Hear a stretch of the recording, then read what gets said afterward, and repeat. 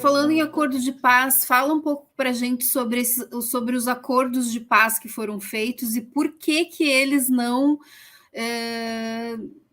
resultaram em paz efetivamente. Os acordos, principalmente os liderados pelo Arafat, né, que foi o grande líder da resistência palestina, e ao mesmo tempo as intifadas, né? Então, por um lado, o Arafat tentando fazer acordos e chegar a algum meio termo de paz, e por outro lado, as intifadas pressionando e o povo palestino exigindo também o direito de regresso, que sempre foi uma das maiores dificuldades desses acordos de paz, porque eles nunca preveram o retorno dos refugiados, né? Então, qual é a tua avaliação aí dessas duas pontas aí da tentativa de solução? Então, em 1949 terminou com armistícios, nunca com acordo de paz. E foi, naquele momento, a ONU tentou dar início a um processo de paz, foi impossível. De lá até 91, não houve qualquer negociação de paz. Foi só depois que a primeira intifada colocou o palestino no lugar de voz, né? Mostrou para o mundo que tinha uma causa palestina, que o palestino apareceu na televisão jogando pedra contra tanque, né? E fazendo passeata, e fazendo greve, fazendo resistência não violenta nessa primeira intifada, enfim, e também luta armada, que também fez parte. Foi só depois da primeira intifada que os palestinos conseguiram provocar uma situação mundial de incentivo a um processo de paz. Por que eu digo isso? Inclusive porque Yasser Arafat, desde do final da década de 70, que já vinha indicando que ele queria uma negociação. Ele estava no exílio, ele estava, aliás, com dificuldades enormes de organização, pulando de país a país, cada hora que se estabelecia num país, era expulso desse país árabe, países árabes mesmo, dificuldades enormes de financiamento e organização.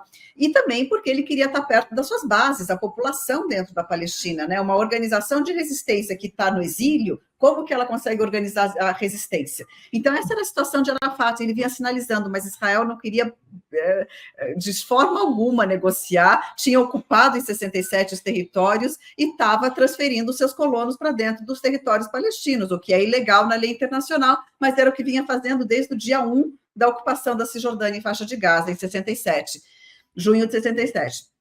Aí, quando finalmente o contexto força a que as partes sejam levadas a uma conferência, foi em Madrid, 1991. Esta conferência fracassou, né? Não foi possível, os Estados Unidos estavam, né, nesse arranjo aí, tentando, e Arafat não participou, foi proibido, Israel não aceitava que a alta cúpula da OLP participasse da reunião, então Arafat nem foi. Foi aí que a Noruega chamou em segredo, né, de forma oculta, para que, enfim, e chamou as partes para começarem uma conversação. Por isso que se chama o Acordo de Oslo, porque foi negociado no começo pela Noruega, depois passou para os Estados Unidos, assim que eles ficaram sabendo, tomaram, né, as rédeas. Essa negociação começou de uma maneira muito complicada para os palestinos, porque os palestinos naturalmente já eram a parte mais fraca. E você sabe que numa negociação, para ter êxito, você tem que ter duas partes minimamente equilibradas, porque senão quem é mais fraco não vai conseguir colocar seu ponto de vista, suas necessidades. Para além disso, a OLP tinha apoiado a invasão de Saddam Hussein ao Kuwait, porque Saddam Hussein era, tipo assim, naquele momento, o único líder árabe que tinha sobrado financiando a OLP. E eles apoiaram, né?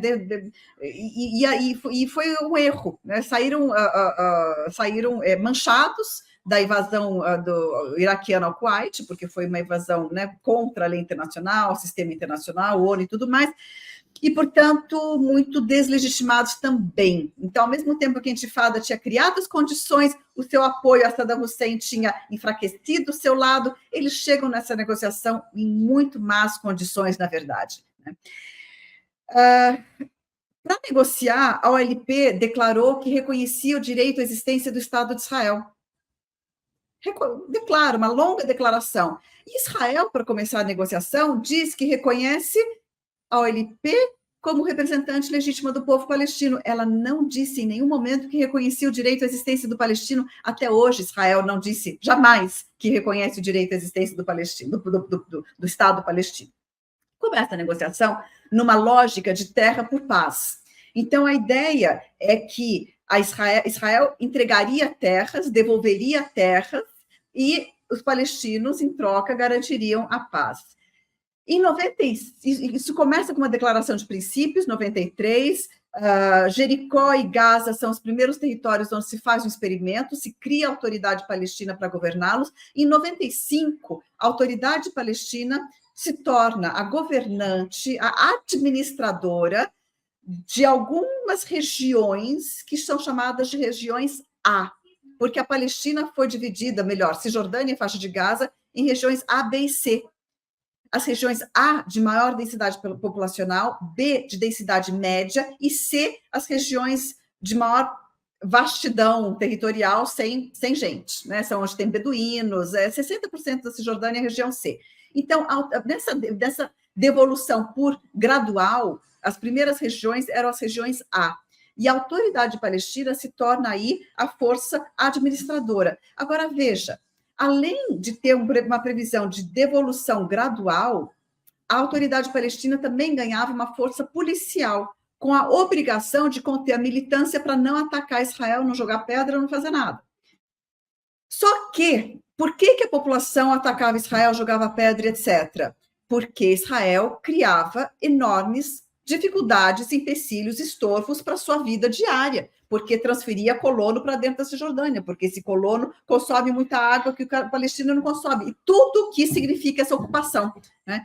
Só que, aí eu pergunto, nesse processo de paz, em algum momento Israel parou de transferir colono? Não parou. Inclusive, algumas análises dizem que o grande problema de Oslo é que ele não tratou a Nakba como um processo contínuo, e achou que poderia lidar com um oponente, Israel, que iria agir de maneira estanque, e não agiu de maneira estanque, ele continuou expandindo os seus assentamentos. A militância palestina respondeu o tempo todo. A autoridade palestina não conseguiu, com a sua força policial repressiva sobre a juventude, os movimentos e tudo tal, não conseguiu segurar isso. Resultado, o que não era para ser a origem de um Estado, não foi a origem de um Estado. E toda essa cortina de negociação de paz foi uma cortina de fumaça para que a ocupação se aprofundasse, se alargasse, e as fronteiras israelenses, na verdade, né, se distanciassem, né? Ou seja, antes eram 350 mil colonos, hoje são 750 mil colonos na Cisjordânia. Isso foi o resultado do processo de Oslo. E a autoridade palestina altamente deslegitimada por causa desse acordo de cooperação de segurança com Israel.